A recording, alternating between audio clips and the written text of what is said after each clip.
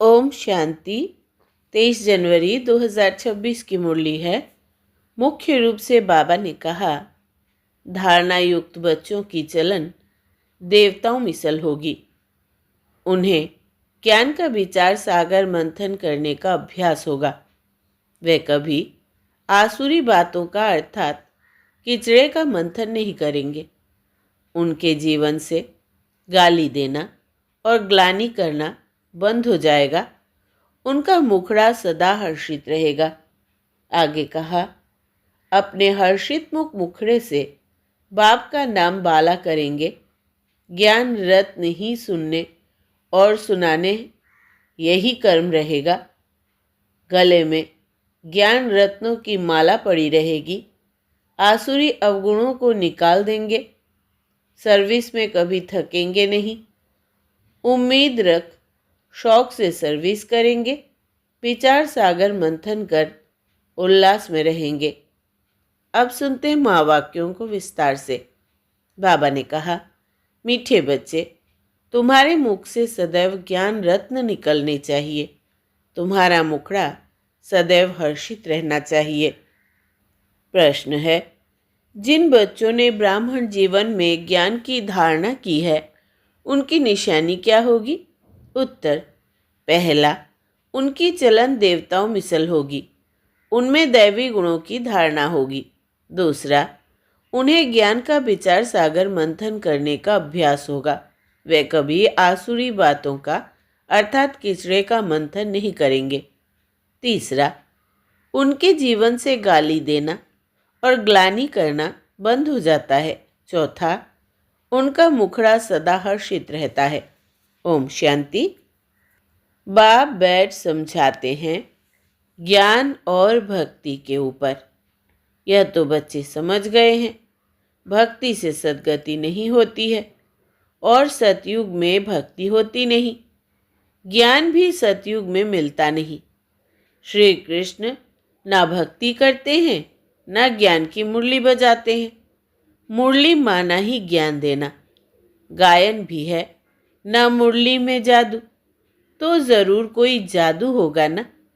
सिर्फ मुरली बजाना, वो तो कॉमन फकीर लोग भी बजाते रहते हैं। इस मुरली में ज्ञान का जादू है। अज्ञान को जादू तो नहीं कहेंगे। मुरली को जादू कहते हैं। मनुष्य से देवता बनते हैं ज्ञान से। जब सतयुग है तो इस ज्ञान का वर्षा है। वहाँ भक्ति होती नहीं। भक्ति होती है द्वापर से, जबकि देवता से मनुष्य बन जाते हैं। मनुष्यों को विकारी, देवताओं को निर्विकारी कहा जाता है। देवताओं की सृष्टि को पवित्र दुनिया कहा जाता है। अभी तुम देवता बन रहे हो। ज्ञान किसको कहा जाता है? एक तो स्वयं की व बाप की पहचान और फिर सृष्टि के आदि मध्य अंत की नॉलेज को ज्ञान कहा जाता है। ज्ञान से होती है सद्गति। फिर भक्ति शुरू होती है तो उतरती कला कहा जाता है, क्योंकि भक्ति को रात, ज्ञान को दिन कहा जाता है। यह तो कोई की भी बुद्धि में बैठ सकता है, परंतु दैवी गुण धारण नहीं करते हैं। दैवी गुण हो तो समझा जाए ज्ञान की धारणा है। ज्ञान की धारणा वालों की चलन देवता मिसल होती है। कम धारणा वालों की चलन मिक्स रहती है। धारणा नहीं तो गोया वो बच्चे ही नहीं। मनुष्य बाप की कितनी ग्लानि करते हैं। ब्राह्मण कुल में आते हैं तो गाली देना, ग्लानि करना बंद हो जाता है। तुमको ज्ञान मिलता है। इस पर अपना विचार सागर मंथन करने से अमृत मिलेगा।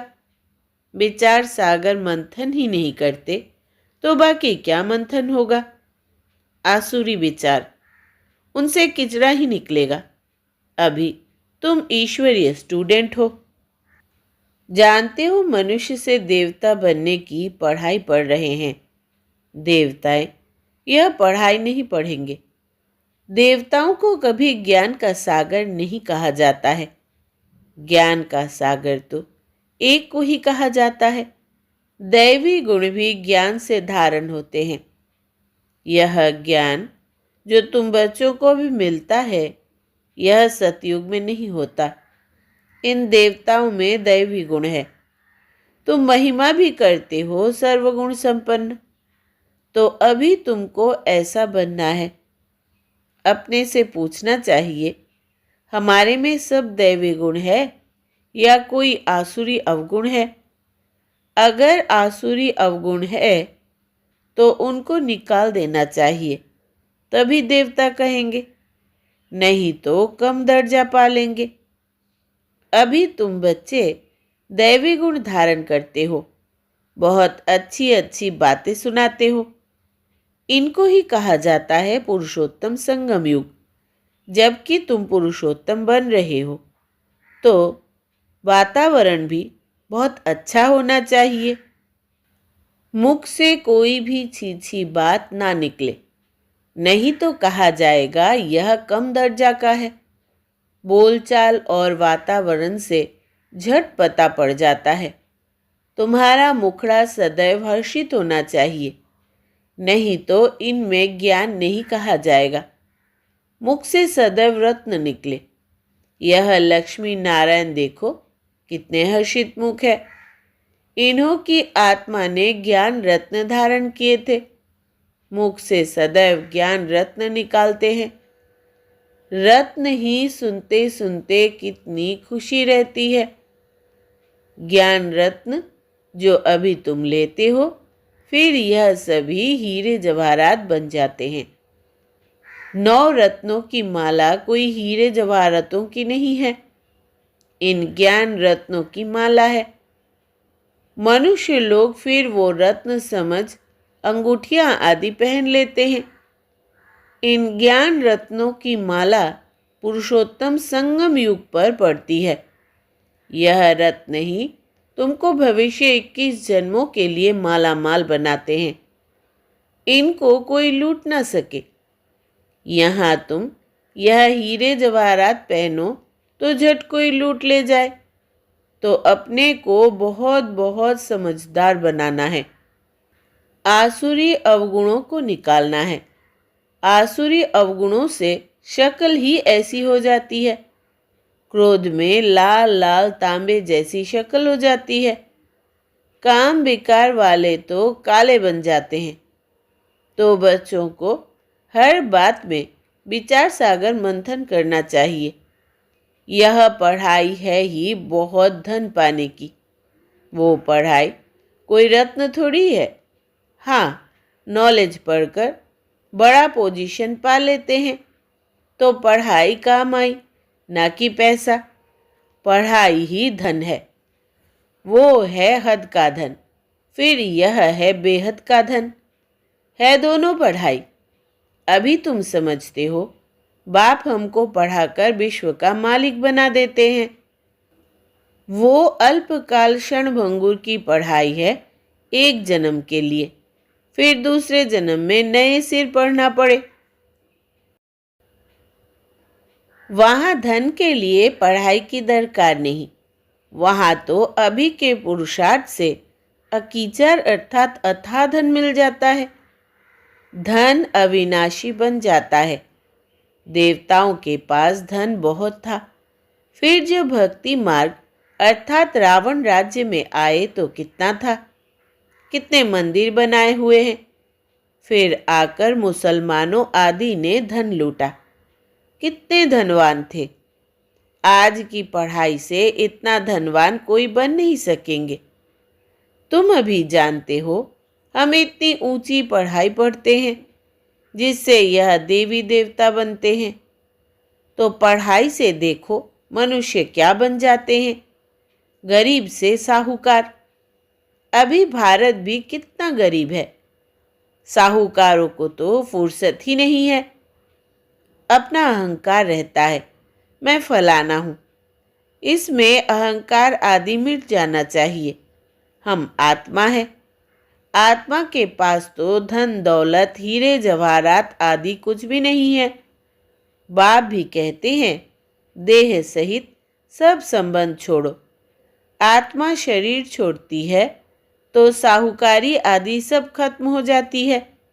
जब नए सिर पढ़कर फिर धन कमावे, या तो दान पुण्य अच्छा किया हो तो साहूकार के घर जन्म लेंगे। कहते हैं ना, पास्ट के कर्मों का फल है।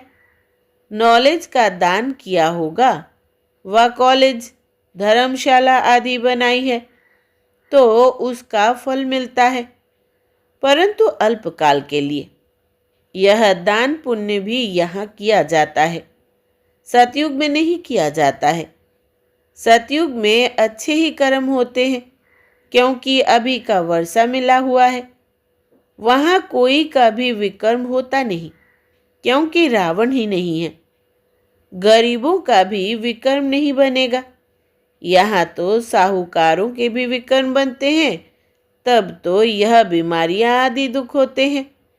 वहाँ विकार में जाते ही नहीं तो विकर्म कैसे बनेंगे? सारा मदार है कर्मों पर। यह माया रावण का राज्य है। जो मनुष्य विकारी बन जाते हैं, बाप आकर पढ़ाते हैं निर्विकारी बनाने लिए। बाप निर्विकारी बनाते हैं, माया फिर विकारी बना देती है। रामवंशी और रावण वंशी की युद्ध चलती है। तुम बाप के बच्चे हो, वो रावण के बच्चे हैं। कितने अच्छे अच्छे बच्चे माया से हार खा लेते हैं। माया बड़ी प्रबल है, फिर भी उम्मीद रखते हैं। अधम से अधम, बिल्कुल पतित का भी उद्धार करना होता है ना। बाप को तो सारे विश्व का उद्धार करना होता है। बहुत गिरते हैं, एकदम चट खाते में अधम से अधम बन जाते हैं। ऐसे का भी बाप उद्धार करते हैं। अधम तो सब है रावण राज्य में, परंतु बाप बचाते हैं, फिर भी गिरते रहते हैं तो बहुत अधम बन जाते हैं। उनका फिर इतना चढ़ना नहीं होता है। वो अधमपना अंदर खाता रहता है। जैसे तुम कहते हो अंतकाल, जो उनकी बुद्धि में वो अधमपना ही आता रहेगा। तो बाप बैठ बच्चों को समझाते हैं, कल्प कल्प तुम ही देवता बनते हो, जानवर बनेंगे क्या? मनुष्य ही बनते हैं और समझते हैं। इन लक्ष्मी नारायण को भी नाक कान आदि है, मनुष्य है ना, परंतु दैवी गुणों वाले हैं, इसलिए उनको देवता कहा जाता है। यह ऐसा सुंदर देवता कैसे बनते हैं, फिर कैसे गिरते हैं, इस चक्र का तुमको मालूम पड़ गया है। जो विचार सागर मंथन करते होंगे उनको धारणा भी अच्छी होगी। विचार सागर मंथन ही नहीं करते तो बुद्धू बन पड़ते। मुरली चलाने वाले का विचार सागर मंथन चलता रहेगा। इस टॉपिक पर यह समझाना है। ऑटोमेटिकली विचार सागर मंथन चलता है। फलाने आने वाले हैं, उन्हों को भी उल्लास से समझाएंगे। हो सकता है कुछ समझ जाए, भाग्य पर है। कोई झट निश्चय करेंगे, कोई नहीं करेंगे। उम्मीद रखी जाती है, अभी नहीं तो आगे चलकर समझेंगे ज़रूर। उम्मीद रखनी चाहिए ना। उम्मीद रखना माना सर्विस का शौक है, थकना नहीं है। भल कोई पढ़कर फिर अधम बना है, आता है तो ज़रूर उनको विजिटिंग रूम में बिठाएंगे। वह कहेंगे चले जाओ। ज़रूर पूछेंगे इतने दिन क्यों नहीं आए, कहेंगे माया से हार खा ली। ऐसे ढेर आते हैं। समझते हैं ज्ञान बहुत अच्छा था, परंतु माया ने हरा दिया। स्मृति तो रहती है ना। भक्ति में तो हारने और जीतने की बात ही नहीं रहती। यह नॉलेज धारण करने की है। अभी तुम बाप द्वारा सच्ची गीता सुनते हो, जिसे देवता बन जाते। बिगैर ब्राह्मण बने देवता बन नहीं सकते। क्रिश्चियन, पारसी, मुसलमानों में ब्राह्मण होते ही नहीं। यह सब बातें अभी तुम समझते हो। तुम जानते हो अल्फ को याद करना है। अल्फ को याद करने से ही बादशाही मिलती है। जब भी तुमको कोई मिले, बोलो अल्फ अल्लाह को याद करो। अल्फ को ही ऊंच कहा जाता है। उंगली से अल्फ का इशारा करते हैं ना। अल्फ को एक भी कहा जाता है। एक ही भगवान है, बाकी तो सब है बच्चे। बाप तो सदैव अल्फ ही रहते हैं। बादशाही करते नहीं, ज्ञान भी देते हैं, अपना बच्चा भी बनाते हैं। तो बच्चों को कितनी खुशी में रहना चाहिए। बाबा हमारी कितनी सेवा करते हैं, हमको विश्व का मालिक बनाते हैं, फिर खुद उस नई पवित्र दुनिया में आते ही नहीं। पावन दुनिया में उनको कोई बुलाते ही नहीं, पतित ही बुलाते हैं। पावन दुनिया में क्या आकर करेंगे? उनका नाम ही है पतित पावन। तो पुरानी दुनिया को नया बनाने की उनकी ड्यूटी है। बाप का नाम है शिव और शालीग्राम बच्चों को कहा जाता है। उनकी पूजा होती है। शिव बाबा कहे सब याद करते हैं। दूसरा, ब्रह्मा को भी बाबा कहते हैं। प्रजापिता ब्रह्मा कहते तो बहुत है, परंतु उनको यथार्थ रीति जानते नहीं हैं। ब्रह्मा किसका बच्चा है? तुम कहेंगे परम पिता परमात्मा शिव ने उनको एडेप्ट किया है। यह तो शरीरधारी है ना। ईश्वर की औलाद सब आत्माएं हैं। सब आत्माओं को अपना अपना शरीर है, अपना अपना पार्ट मिला है जो बजाना ही है। यह परंपरा से चला आता है। अनादि अर्थात उनका आदि मध्य अंत नहीं। मनुष्य सुनते हैं, एंड होती है, तो फिर मूंझते हैं कि फिर बनेंगे कैसे। बाप समझाते हैं यह अनादि है, कब बने हैं यह पूछने का नहीं रहता। प्रलय होती ही नहीं, यह भी गपोड़ा लगा दिया है। थोड़े मनुष्य हो जाते हैं इसलिए कहा जाता है जैसे प्रलय हो गई। बाबा में जो ज्ञान है वो अभी ही इमर्ज होता है। इनके लिए ही कहते हैं सारा सागर स्याही अर्थात मस बनाओ तो भी पूरा नहीं होगा। अच्छा, मीठे मीठे सिकिलधे बच्चों प्रति माता पिता बाप दादा का याद प्यार और गुड मॉर्निंग।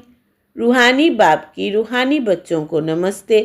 हम रूहानी बच्चों की रूहानी माता पिता बाप दादा को याद प्यार, गुड मॉर्निंग और नमस्ते बाबा नमस्ते। धारणा के लिए मुख्य सार। पहला, अपने हर्षित मुख मुखड़े से बाप का नाम बाला करना है। ज्ञान रत्न ही सुनने और सुनाने हैं। गले में ज्ञान रत्नों की माला पड़ी रहे। आसुरी अवगुणों को निकाल देना है। दूसरा, सर्विस में कभी थकना नहीं है। उम्मीद रख शौक से सर्विस करनी है। विचार सागर मंथन कर उल्लास में रहना है।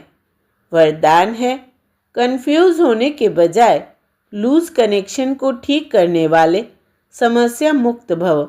विस्तार है, सभी समस्याओं का मूल कारण कनेक्शन लूज होना है। सिर्फ कनेक्शन को ठीक कर दो तो सर्व शक्तियाँ आपके आगे घूमेंगी। यदि कनेक्शन जोड़ने में 1-2 मिनट लग भी जाते हैं तो हिम्मत हार कर कंफ्यूज न हो जाओ। निश्चय के फाउंडेशन को हिलाओ नहीं। मैं बाबा का, बाबा मेरा, इस आधार से फाउंडेशन को पक्का करो तो समस्या मुक्त बन जाएंगे। स्लोगन है, बीज रूप अवस्था में स्थित रहना यही पुराने संस्कारों को परिवर्तन करने की विधि है। बीज रूप अवस्था में स्थित रहना यही पुराने संस्कारों को परिवर्तन करने की विधि है। अव्यक्त इशारे, इस अव्यक्ति मास में बंधन मुक्त रहे जीवन मुक्त स्थिति का अनुभव करो। जब सेवा में अपने पुराने संस्कारों को परिवर्तन करने में सफलता नहीं मिलती है तो कोई ना कोई विघ्न के वश हो जाते हो, फिर उनसे मुक्त होने की इच्छा रखते हो, लेकिन बिना शक्ति के यह इच्छा पूर्ण नहीं हो सकती। इसलिए अलंकारी रूप बनो, शक्ति रूप धारण करो तो बंधन मुक्त बन जाएंगे। अच्छा, ओम शांति।